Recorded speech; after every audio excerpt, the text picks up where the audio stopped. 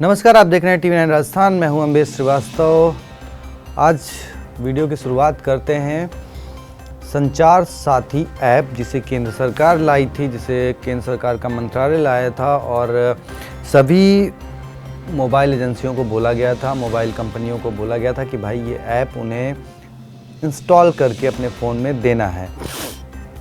जिसका विरोध शुरू हुआ। विरोध के बाद फिर केंद्रीय मंत्री ज्योतिरादित्य सिंधिया ने ये कहा कि भाई अब इसको ऑप्शनल है, आप रखना चाहें रखें, नहीं रखना चाहें तो हटा दें। और बहुत सारे ऐप्स ऐसे आते हैं जो कि ऑप्शनल होते हैं फ़ोन में, तो उसी तरह ऑप्शनल है और ये फिक्स नहीं है, परमानेंट नहीं है। अब संचार साथी ऐप को लेकर क्योंकि सियासत दिल्ली से शुरू हुई है तो राजस्थान तक पहुंची है। राजस्थान के पूर्व मुख्यमंत्री अशोक गहलोत जी ने संचार साथी ऐप को लेकर अपने सोशल मीडिया एक्स पर लिखा, हर मोबाइल में संचार साथी ऐप डालना भाजपा सरकार द्वारा हर नागरिक की निजता का उल्लंघन कर उनकी जासूसी करने का प्रयास है। यह सर्विलांस राज का एक नया स्तर है।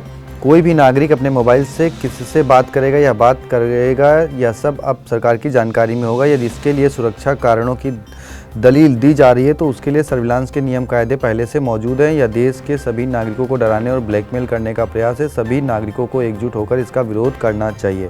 ये लिखा अशोक गहलोत जी ने। अब उनके इस पोस्ट के बाद राजस्थान में एक अलग ही तरीके की सियासत शुरू हो गई है।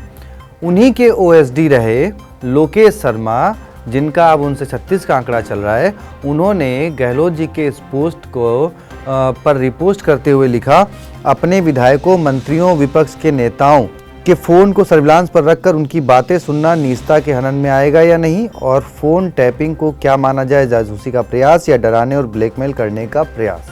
अब लोकेश शर्मा जी ने ये बात क्यों कही तो आपको बता दें, 2020 में लोकेश शर्मा जो कि उस वक्त मुख्यमंत्री अशोक गहलोत के OSD थे, वही मीडिया के सामने आए थे। उन्होंने कुछ पेन ड्राइव्स रखी और ये कहा कि हाँ भाई, इसमें बीजेपी के नेता कांग्रेस के कुछ विधायकों के साथ मिलकर खरीद फरोख्त कर रहे हैं विधायकों की, और गहलोत सरकार को गिराना चाहते हैं। खूब तहलका मचा था, खूब तमाशा हुआ था। सचिन पायलट, जो कि उस वक्त प्रदेश कांग्रेस के अध्यक्ष थे, सरकार में मंत्री थे, उन पर कई सारे मुकदमे भी उस वक्त लगाए गए थे। आरोप के साथ साथ, आरोप तो खैर बहुत ही लगे थे, मुकदमे भी लगाए गए थे। गजेंद्र सिंह शेखावत का नाम इसमें आया था। बहुत खूब सियासत हुई थी। वो बात अलग है कि समय के साथ फिर गहलोत सरकार ने सारे केसेस उनसे सचिन पायलट से वापस कर लिए। फिर उसके बाद जांच, जब सत्ता बदली, सरकार चेंज हुई, तो जो गजेंद्र सिंह शेखावत जिन पर भी आरोप था, वो उनके खिलाफ भी SOG को मतलब कुछ ऐसा प्रूफ मिला नहीं, तो फिलहाल वो मामले बंद हो गए। लेकिन हाँ, अब क्योंकि अशोक गहलोत जी ने संचार साथी ऐप पर को लेकर जब ये सवाल उठाए तो लोकेश शर्मा जी ने पलटवार किया कि भाई आप बताओ कि जो आपने किया था वो किस श्रेणी में आता है।